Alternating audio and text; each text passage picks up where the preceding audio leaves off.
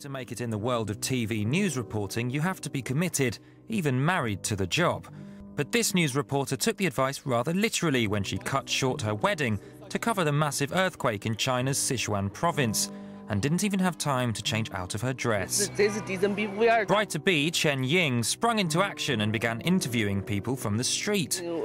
Appearing on air in a wedding gown and veil, Chen went viral online, with many calling her the most beautiful bride in the world.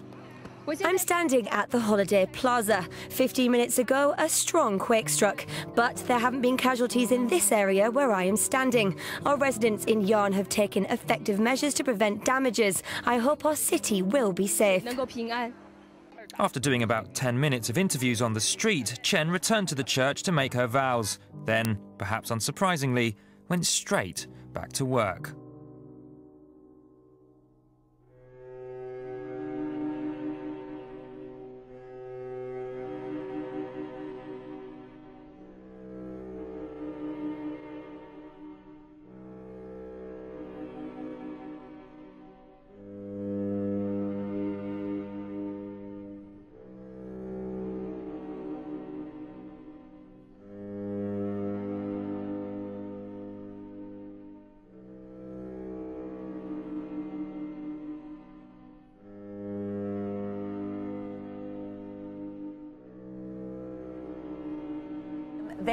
They're preparing for even more water. The last thing they want to hear about here is that other inch of rain that's coming. I'm not sure it would really make a huge difference, but I mean, take a look. The 2 blocks in from the water, and it's inundated here, a foot up at the edge, 3 or 4 feet there at the worst. We haven't seen widespread reports of this kind of damage, but here in Spring Bay, it's having a huge impact. Take a look. Last-minute preps in Spring Bay, Illinois, as floodwaters inundate this riverside community. Where is your home? My home is that gray and white mobile home with the black shutters on it. You can't get to your home by foot now. No. Have you ever seen this much water come up here? No. Scary? Yep. Starlyn Winchell's home, along with about 40 others in this trailer community, began to flood Sunday, and the water has continued to rise. Yesterday I cried all day. And today? Today, I'm not crying yet, but the more I see that water come up, the more I'll cry.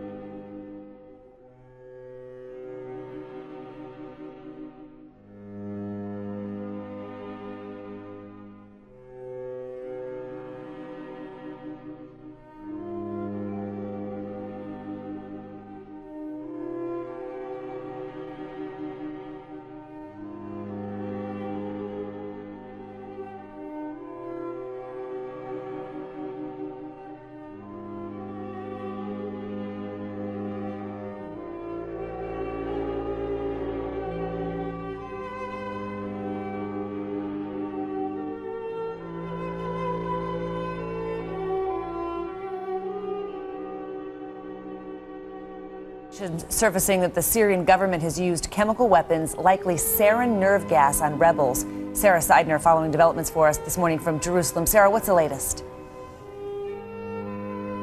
Look, there was a statement made this morning by Israeli Brigadier General Itai Brun, the commander of the research division of the Intelligence Directorate. Now, according to his professional assessment and the assessment of those that are inside of that directorate, he said that the regime did use deadly chemical weapons against armed rebels on a number of occasions in the past few months. And then he directly talked about a March 19th attack where he said that the victims showed signs and symptoms of deadly chemical weapons, and that the type of chemicals he said was likely used was sarin gas, as well as neutralizing and non-lethal chemical weapons. Now, what he does not indicate is whether Israel has brand new intelligence or is basing their assessment on videos and information that have come out of that area from the past from other sources. He did make the comments this morning, speaking in Hebrew at a conference that was put on by INSS, that's Israel's Institute for National Studies.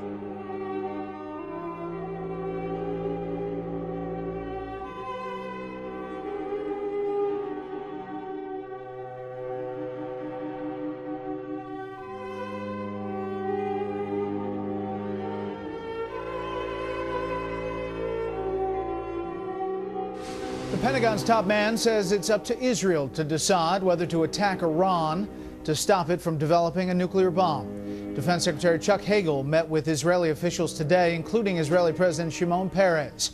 Hagel says the Obama administration is committed to preserving and improving Israel's military edge in the Middle East.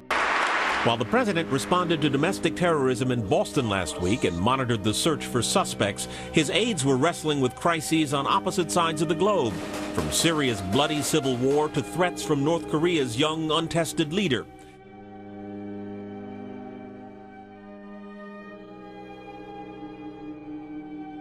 A bomb exploded outside the French embassy in Tripoli a few hours ago, causing extensive damage to the building. That's according to witnesses who spoke to CNN. The French Foreign Ministry says 2 security guards and a child were injured in the blast. For more on this, let's go to Jomana Karedche. She joins us now from outside the embassy in Tripoli. Jomana, what can you tell us about this, and why would France be targeted? Zane, what we can see so far, this is a scene that has been cordoned off by Libyan security forces. The roads towards the embassy have been blocked by armored personnel carriers, a heavy security presence here, including some French security also around the embassy. As you mentioned, there has been substantial damage to the embassy building itself and also to surrounding houses. This is a residential area in western Tripoli. We have seen some real substantial damage to homes right next to the embassy and also stretching across this road leading to the embassy. We've seen glass blown out from different houses. Now, according to witnesses that we have spoken to, people in the neighborhood, this is at least one car bomb that detonated really early this morning, before 7 o'clock in the morning. People here are really enraged, saying they're blaming this on lax security here in Libya.